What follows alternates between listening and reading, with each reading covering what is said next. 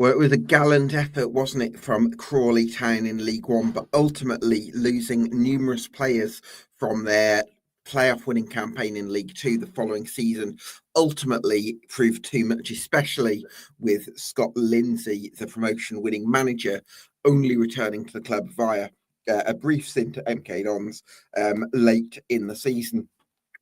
Had Scott Lindsey returned earlier in the season, I think it's possible, excuse me, that Crawley Town could have stayed up because they finished the season with 3 straight wins and their form really picked up under his guidance, as many expected. And it does create some optimism for Crawley Town to be competing in the top half of League Two next season and challenging for the playoff spaces. They already have around 18 senior players under contract for next season. So squad-wise for mid-June, they're in a good position. But question marks still remain over the structural state of the club, if you like, and with one or two reservations over the ownership under Wagme United. So plenty to get stuck into then on this summer deep dive.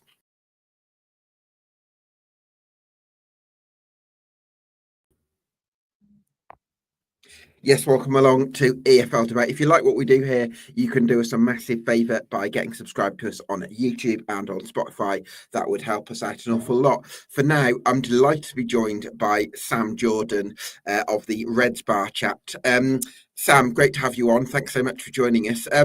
How do you feel about where Crawley Town are at as a club after a gallant effort in League One? Just quickly, Gabs, it's CTSA Simply Reds, not the Reds Bar Chat. The Reds Bar Sorry, Chat I got them mixed up. Sorry. So that's all right. That's fine. How do I feel where we are? It's a bit of a typical Crawley Town summer, really. We've got a few key players who've been offered contracts. Every single player's been offered a contract, either hasn't signed yet or hasn't signed for anyone else. And bear in mind the players report for training a week today.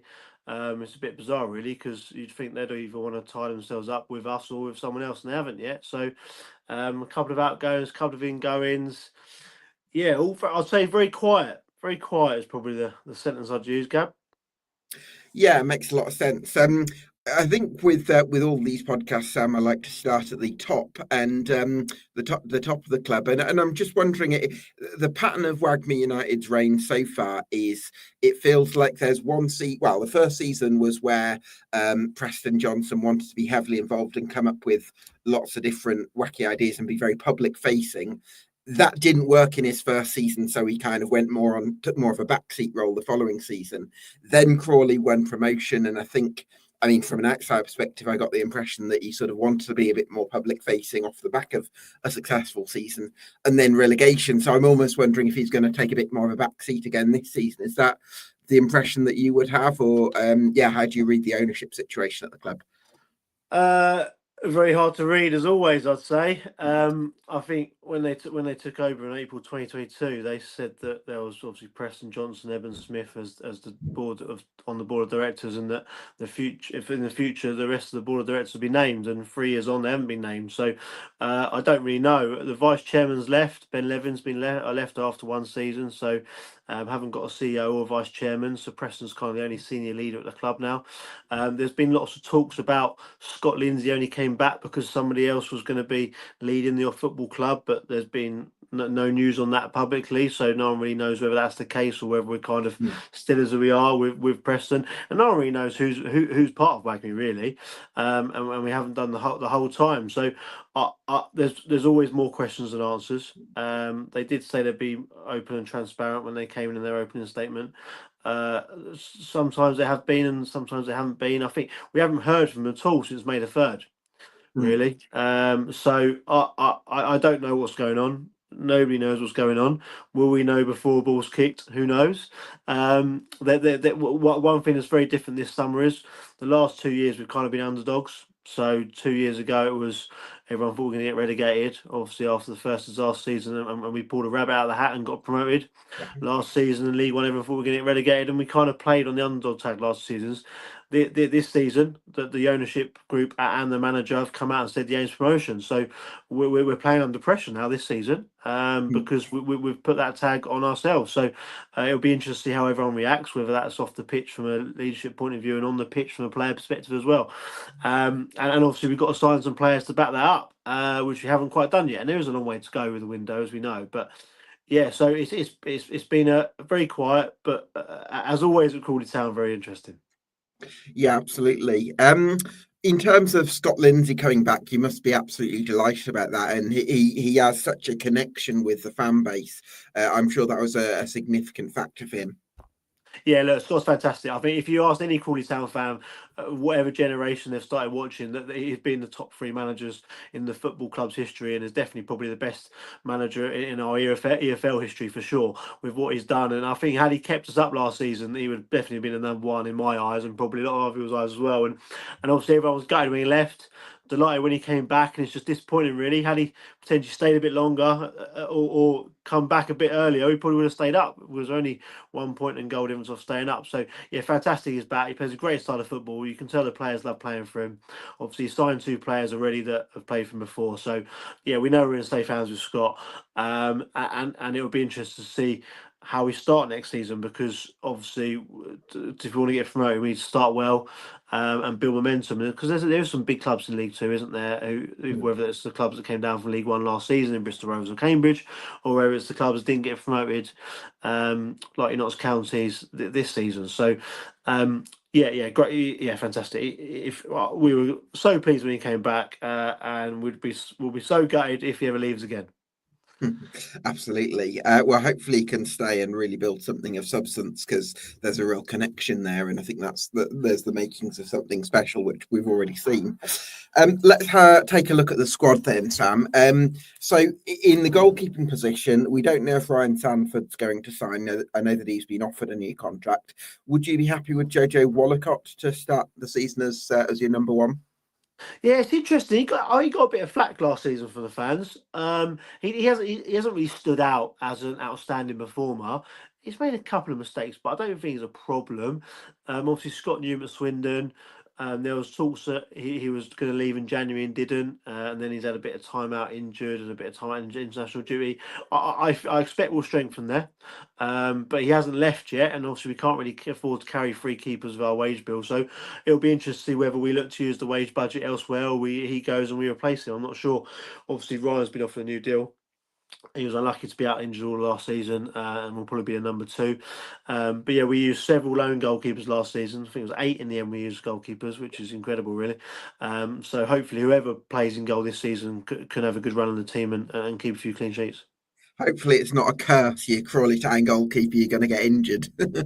Yeah, exactly. And it's amazing. We kind of never knew from game to game who we were going to have, and it was quite good because the club kept it quiet to kind of keep the opposition guessing. But we had a guy on loan for the last 2 or 3 games, Toby Stewart from Pompey. He done really well. So it'd be interesting to see whether we try and get him back or somebody else. But yeah, who knows on the goalkeeper front? I think after having 8 goalkeepers last season, I'd have no idea we're going to have this season. Yeah, it would be great to get Toby Stewart back. It's also a great name for a goalkeeper, if nothing else, isn't it? A steward, you sort of think someone who is good sort of protector, if you like. So where was I? In terms of the defence, you've got Ben Radcliffe, who I've already kind of earmarked as probably the leading candidate to start as that right centre back in a 3 next in your best 11 next season. Yeah, potentially. He came in from Gateshead, did really well. A young player. Charlie Barker can play there as well, because Josh Finn often plays on the left. So kind of depends who's left. Toby Malarkey's obviously gone to Fleetwood, who kind of started last season on the right. So yeah, potentially Ben could start there. Scott didn't seem to be a big starter of Ben when Scott returned, and kind of Charlie got favoured on the right. But Ben did play a couple of games, but not as much as under Rob Elliott. So yeah, see, I like Ben. I think Ben will be a good player in League Two, and I wouldn't have any problem with him being starting in our back 3 next season. Yeah, I think there were Burton Albion fans who were disappointed when he got released, because I think he'd shown some promise there, and that was when they're in League One. So yeah, so clearly he's got some potential, and hopefully he can come up there. Charlie Barker, we're talking about one of the players of the season for Crawley Town last year. Yeah, I mean, it's 21 years old to come in and play. I think it was 39 league games he played, having joined from Wealdstone in National League South. Yeah, started in really well. and was player of the season, and I think player of the season as well. So the best two awards. So yeah, I wouldn't be surprised if a few clubs are sniffing around. Obviously, his dad's at MK now, so I don't know if his dad would want to work with him. Obviously, Richie, and obviously MK are splashing the cash. So yeah, MK don't got enough of your players, Sam. No more. I know, you're telling me. So yeah, obviously we don't want him to go for sure, but it'd be interesting whether we can keep hold of him. But I think for him, 21 years old, he's had one full season in the football league. I think it'd be important for him to have another one, and really cement himself. And what's good for Charlie, he's so flexible. He can play central midfield and a holding role. He can play anywhere across the back three. But yeah, he'll be a really important player for us this season, I think. Yeah, absolutely. You mentioned Josh Flint there, and he was a bit of a left field signing because he was signed from Holland, didn't he? But he was originally he is English. Just wondering how you felt his 24-25 season went. So he was injured for the majority of the second half, but when he came in, he definitely looked like a top player, and the fans were really pleased with him and can tell we'd signed a bit of a gem there. And obviously, he is an English lad, but and went to play abroad. But he's tall, good on the ball, good in the air. And I actually remember saying in the first half of the season, I expect he'll go to a championship club in January. Obviously, unfortunately for him, he got injured, but yeah, hopefully we can keep hold of him. And I think he's definitely one to watch this season. He's got all the attributes you need, good on the ball, young. Yeah, definitely one for the future. Yeah, let's hope that's the case. For the middle centre back role, I mean, obviously Barker himself is an option there, but you've got a couple that are sort of in discussion still with Dion Conroy and Joy McKenna. Conroy, I guess, would be one of the few more Football League experienced players in this squad, along with probably Panuche Kamara in terms of exceptions. But would you like to see somebody of that profile stay on so that you're not just relying on these sort of up and comers from non-league? Yeah, I think for me, Dion Conroy, the last 3 seasons has been a massive player for us. Mm. Kept us up the first season he joined, then obviously led us to Wembley and got us promoted. And then last season, unfortunately, for the majority of the first half season was injured, but they came in second half season. I think is a fantastic central defender for me, really good on the ball.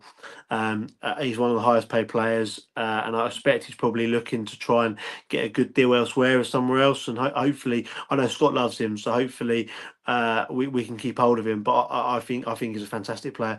I think the one downside of him is he is injured too much, and it's whether he can keep him fit. I think if he was kept fit, I think it'd definitely be a top half of League One player for Oh yeah, sure. No doubt. And I think the injuries is what's really curtailed his career. yeah. But I think he's fantastic, and I'd love to keep him. It's just whether we can afford him or not.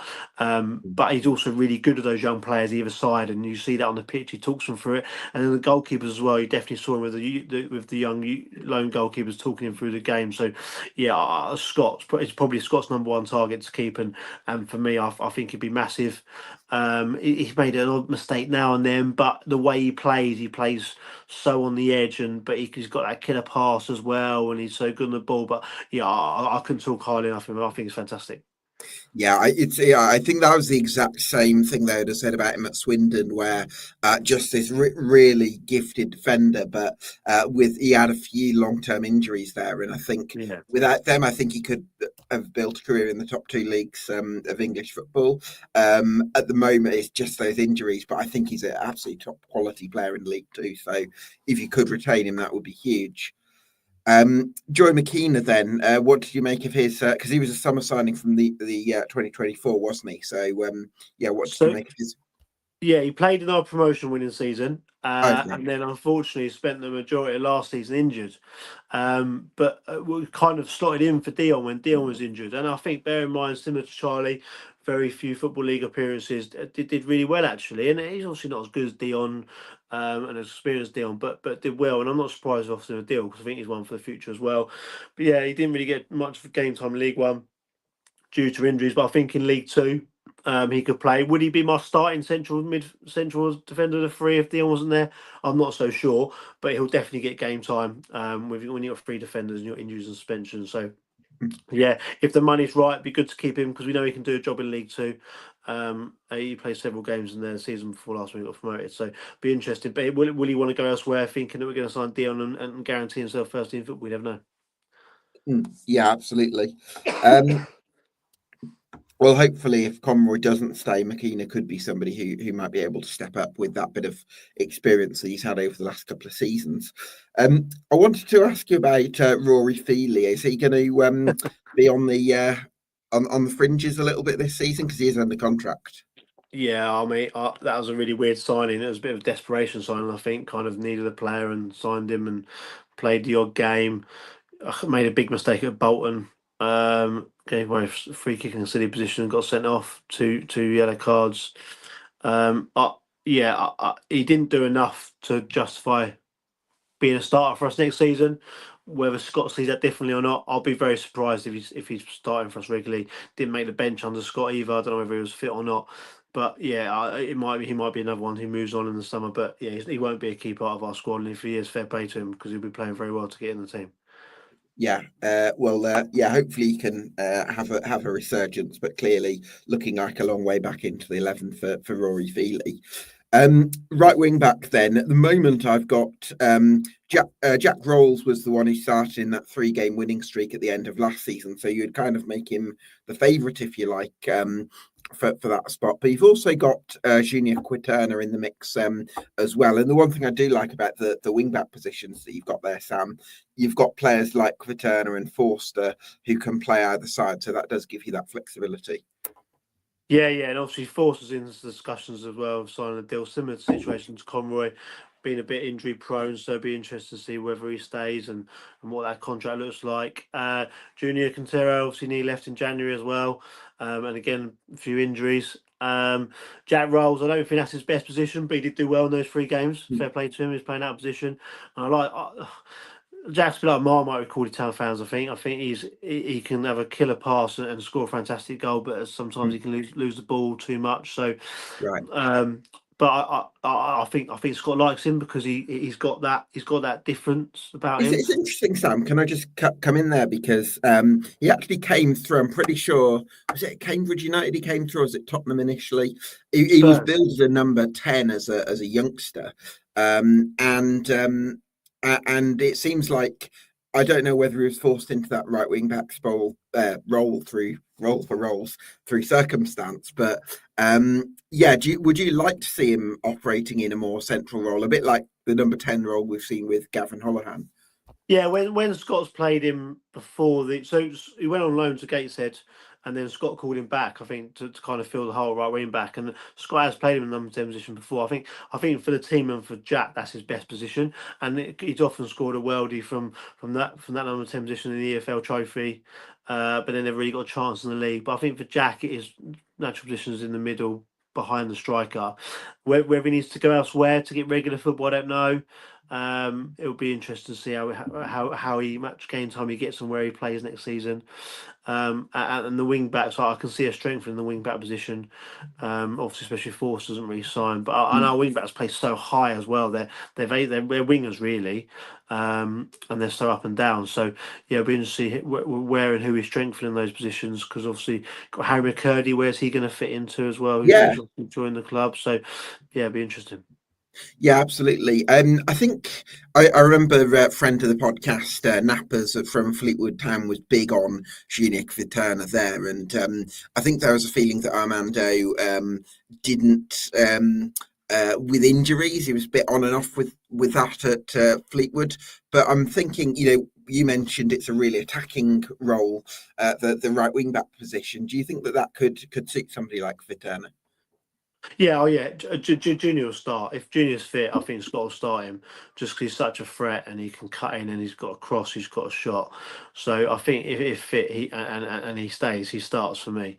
It's just about who starts on the other flank. But as you said, they can all play either side, which is good because within game, it's good to swap them over to kind of give the opposition a headache. So and I do like Harry Forster as well. Just unfortunately, just picked up too many injuries, I think.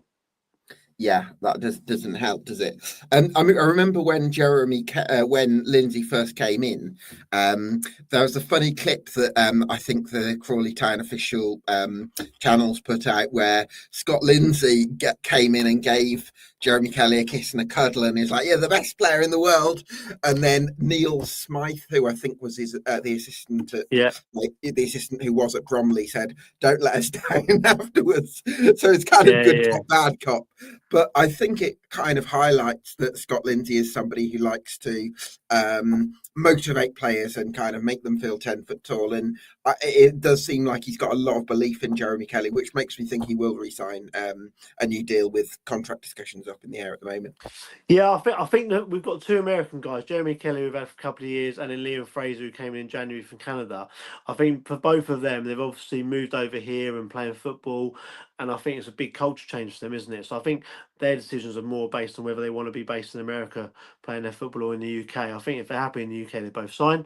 But I don't know whether Jeremy's done his 2 years now, kind of wants to go back. I know he had a bit of extended family in Sussex, Yeah. but I don't think he leaves for any other reason than wanting to go back to America.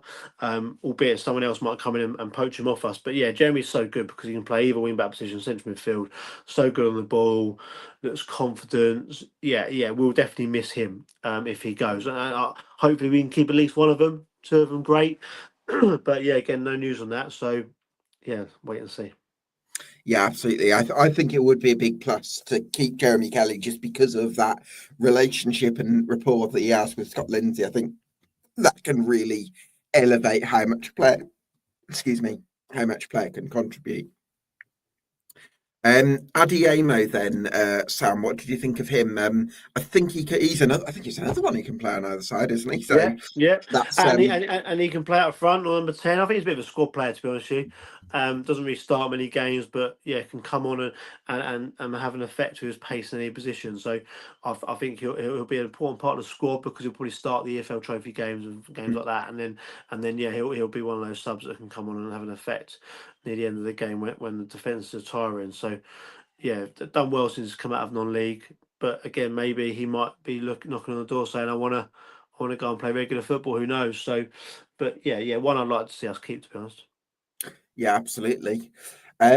So moving on into midfield, then I'm a big fan of Panucci Kamara just because, and similar reasons to mention with Dion Conroy, that bit of football league pedigree, someone who's played for Ipswich and Plymouth Argyle and thrived at this with Crawley before as well, um, and and it feels like I think you need with these players who are quite new to these levels. I think you need one or two players who have done it before and are able to show players how to do it. And I think that Panucci Kamara, with the example that he sets through the training, his relentlessness, his athleticism, his running, I think that speaks to his character as well. I think you need some players, partly for his quality, but also to set an example and set standards. Yeah, I mean Pan's work ethic and the mile he runs on the pitch is phenomenal. And Off the scale. some some fans maybe criticise him for giving the ball away too much or making the wrong decision, but you can't fault his attitude and application. A real engine in that midfield, and he's had a bit of competition in the midfield this season, and sometimes found himself out of the team. And remember when we signed him a few years ago, originally for Dutch Hamlet as a striker, and then he kind of left and went on to better things, playing central midfield. And I was quite surprised at that time, to be honest, because I didn't really think he was that effective. But he's obviously gone away, learnt his trade, and come back and was a key part of our team last season. And he really cares. You can see he really cares. So yeah, hopefully he's a big part of our midfield next season. Yeah, absolutely. Let's hope so. You mentioned Liam Fraser, who arrived from Canada in January. Is he one that you'd be hopeful he's going to re-sign for next season, given that he did start all three of those games that you won at the end of last year? Yeah, he's come in, quiet character, just does his job on the pitch, does it efficiently, keeps the ball well, keeps the game ticking over. Yeah, I wouldn't be surprised if other clubs have tried to come in and sign from as well. But yeah, definitely one I'd want to keep. And hopefully he wants to give it another year or two in England rather than go back to America. Mm. Yeah, let's hope so. Max Anderson, then Sam. That season just gone was his first campaign in Red. Was it? Would you say he came out of it with some credit? Yeah, I think it was signed by Scott. Well, Simon Scott was there, and started quite a few games under Rob Elliott too, and then kind of found himself a bit out of the team, and then Bradley Ibrahim got suspended and came back in the team. I quite like Max. He does what it says on the tin. Isn't really a frill player, but keeps the ball, knocks the ball about, gets in dangerous positions at times. Yes, he's a good, solid League Two player, and you need players like that to get you through seasons at this level. So, yeah, it'll be interesting what Scott does with him, especially if some of the players we've signed, Reece Brown, etc., might get in ahead of him. But yeah, he'll be an important part of the squad next season, I expect. Yeah, well, Reece Brown is one where I'm quite curious about the impact, because I'm a big believer in Scott Lindsey's ability to motivate the more mercurial players, because with that side of man management, you've got to get the right balance between giving them a kiss and a cuddle, like I mentioned with Jeremy Kelly, and making them feel 10 foot tall, but also knowing where the line is.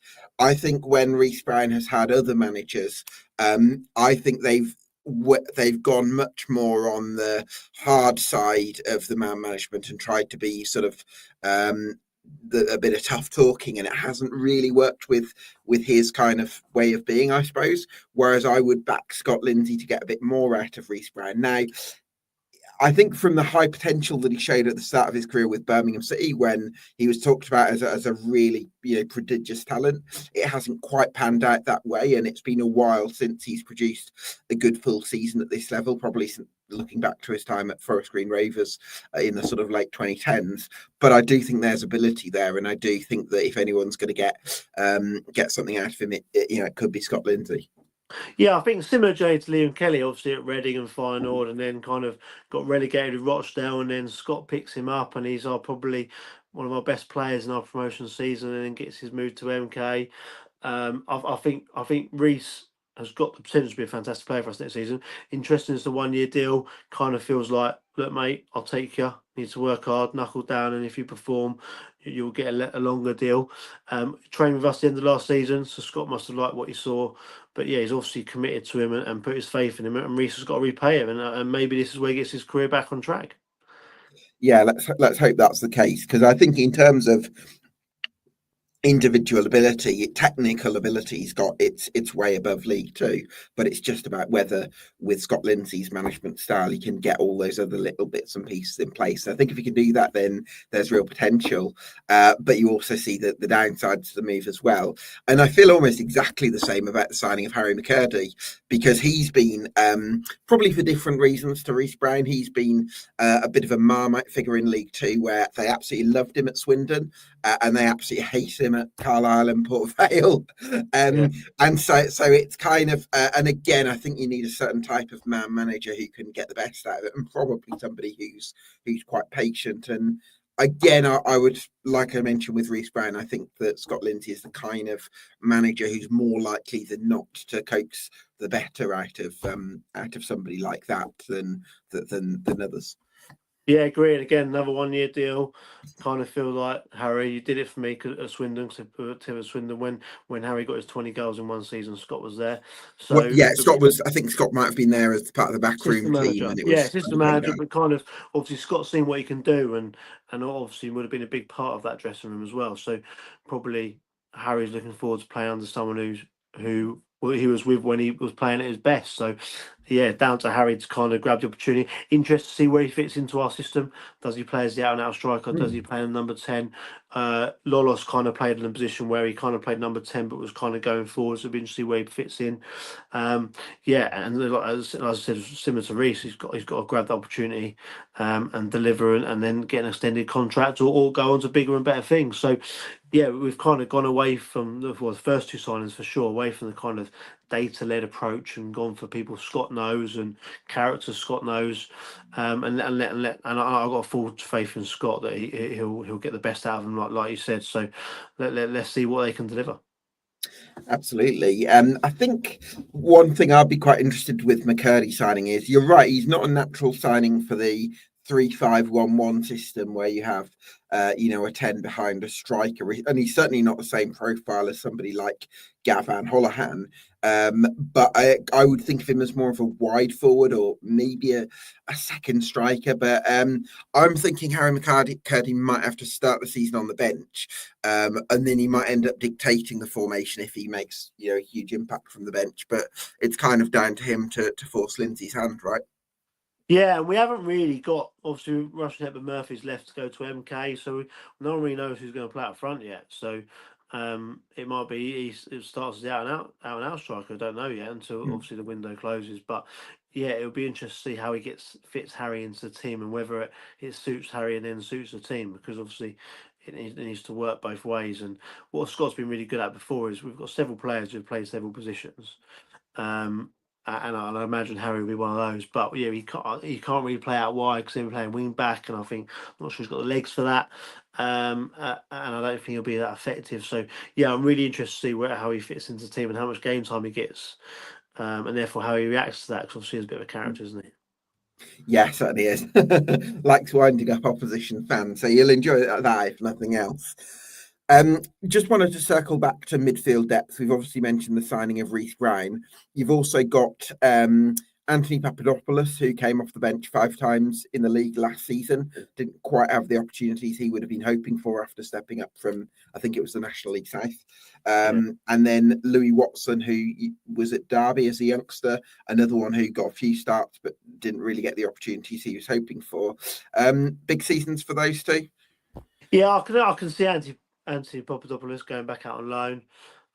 Louis Watson was signed in January. Had a big pedigree at Charlton as well, didn't he? So, but we've got a lot of midfield players, so I'm not sure how they're all going to fit into this system. So it'll be interesting to see. But Louis, similar to Reece and Harry, has got to kind of grab his career by the scruff of the neck now and put in 20 to 30 decent games to really send the message out that he's an established Football League player. Yeah, absolutely. So number 10 position, we've mentioned McCurdy there. Gavin Holohan, I'm surprised, finished the season in your best 11, as it were, because I wasn't huge on him. I think he might have been released by Grimsby. I don't think he had a brilliant 23-24 season in League Two. So I would have guessed that he'd have found the step up to League One quite difficult. But I've never, his application's never been in question. But I'm curious to hear, what your assessment would have been of his contributions last year. Yeah. So he joined in the summer when Scott was there. Didn't have a massive amount of game time last season until Scott returned, and I think because of injuries and suspension, he kind of found his way back in the team.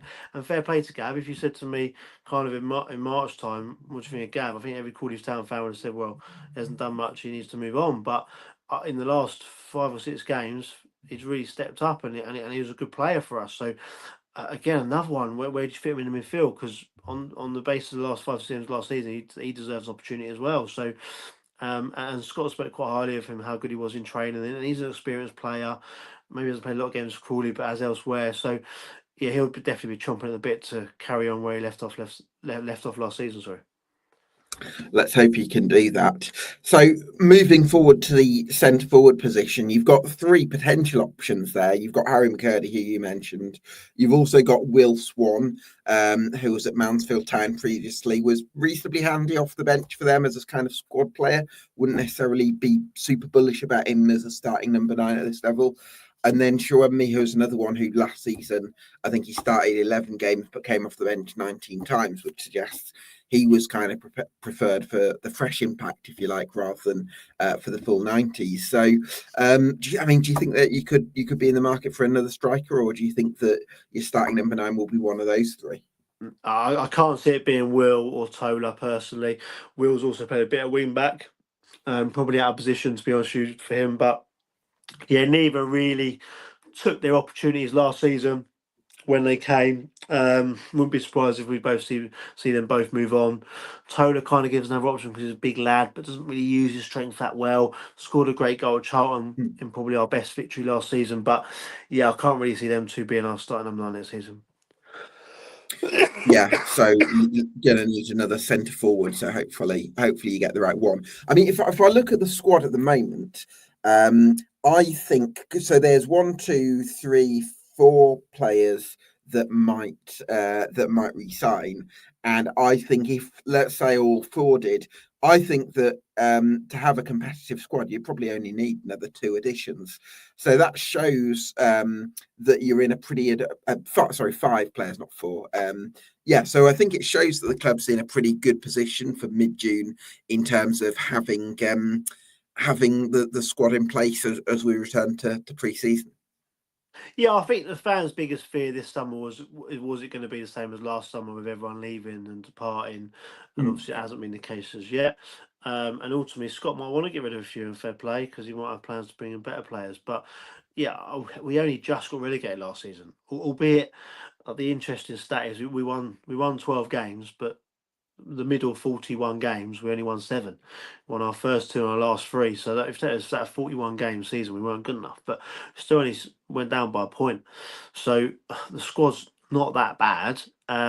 It was definitely going to be able to compete in the top half of League Two if we can keep it as it is. I think we do need 2 or 3 big additions to kind of fight for those promotion places, especially with the likes of MK Dons and Gillingham and Bristol Rovers and Cambridge, just to name a few. So yeah, it would be interesting. I mean, until that deadline shuts, and which is obviously at the end of August, isn't it? And we'd have played 3 or 4 league games by then. You never know.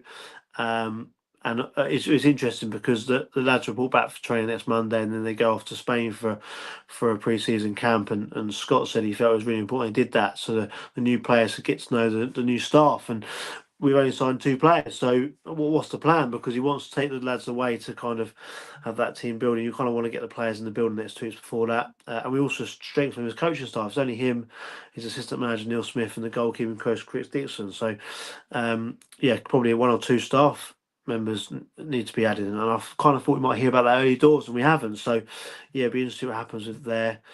We're recruiting a head of performance analysis, which is a new role. So maybe that means he's getting one less coach. Don't know, but yeah, I think the next 2 weeks are big because obviously the sooner you get him in, the better, isn't it? Certainly is, yeah, absolutely. Expectations for this season then, Sam, you've kind of touched on it there.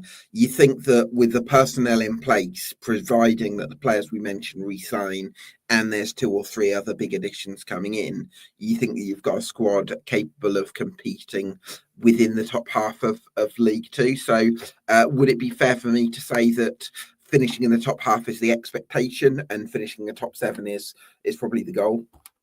Well, so the ownership has said in the very few times they've communicated in the season that the aim is promotion, and Scott said the same thing. So, as a fan who's kind of been through it all the last 30, 40 years, I want to get to 50 points as soon as possible.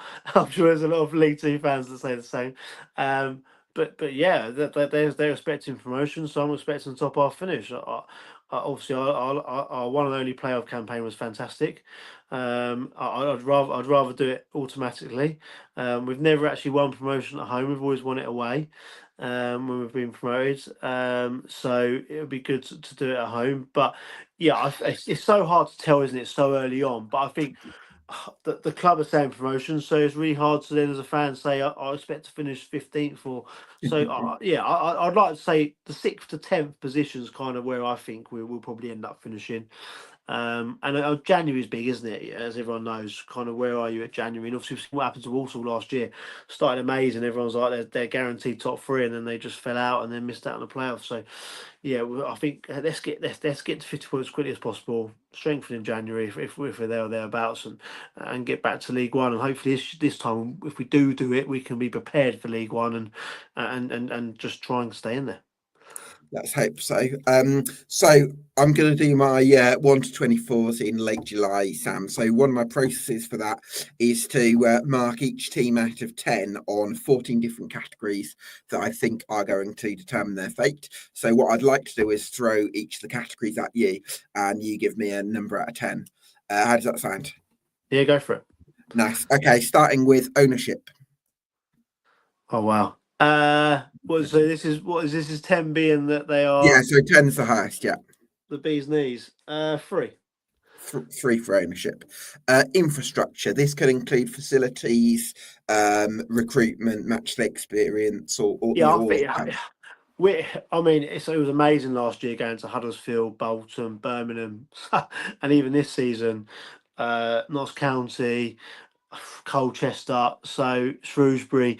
So I think we're a Southern League club not that long ago. So I think infrastructure is probably going to be four, Mm. but it's difficult. That's not really a criticism. It's just a reality.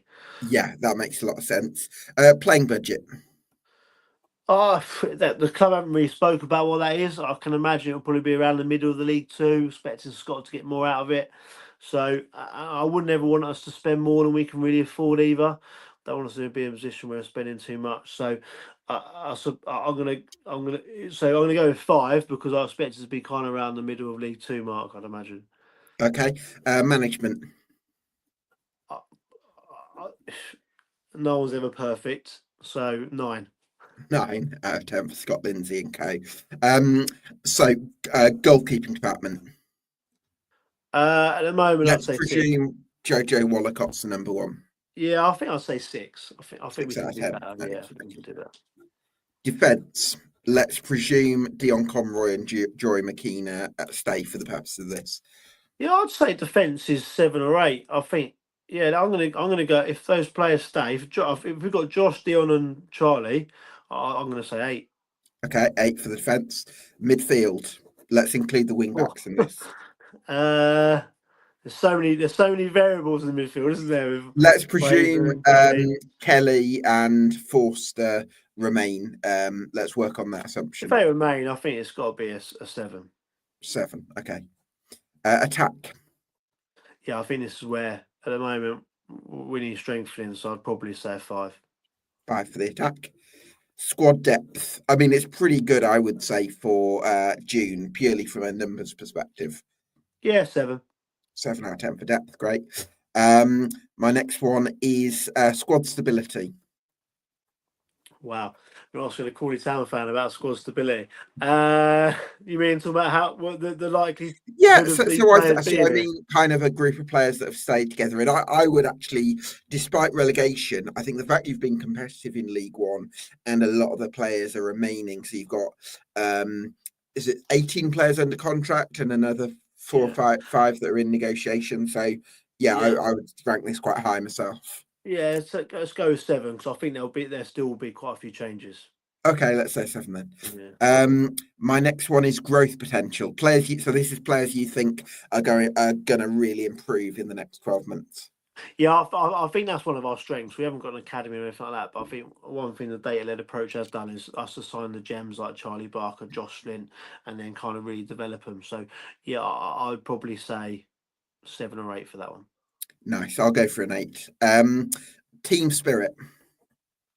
Yeah, I think it's difficult when you get relegated. Obviously, it's difficult to have a good team spirit because you've got relegated, haven't you? Sure. But I do think Scott has got a good group and gets them together. So I'd say a 7 or 8 for that one as well. Yeah, I'm going to go an 8 because I think Scott Lindsey's very good at nurturing a good team spirit. Fitness. We've got a fantastic sports scientist in Ricky McFarlane, and I think he Do you does a know great what job. I think that's a huge point because when Scott Lindsey went to MK Dons, he didn't take the S&C coach with him, and Yeah, they didn't look anywhere near as fit as his Crawley Town team did. So I yeah. think you made a brilliant point there. I think it's difficult because I say fitness is really strong because we play a really fast-paced game and then we do last a match, but then injuries aren't great. And I don't know if that's because we kind of been moved around training grounds a lot or just unfortunate. I'd be interested to player availability stats. So I think if you're talking about those two together, I'd probably say 7 just because there's been too many injuries. Okay. But I do think our fitness is really good. And finally, quality.